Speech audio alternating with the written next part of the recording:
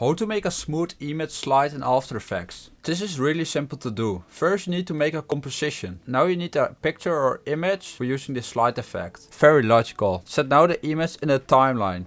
So what we need to do now is make the keyframes. Select your image layer and press on P for the position shortcut. Now you need to make a keyframe in the begin. Drag the image out of the screen and set a keyframe. So now move the time marker to where you want and set the image in the middle, so like I do. You can set sample the image in the middle with a line, so as you can see. Now select all the keyframes and make it easy ease. And then go to the graph editor. Select in the graph editor edit speed graph. So now what you need to do is make your graph look like mine.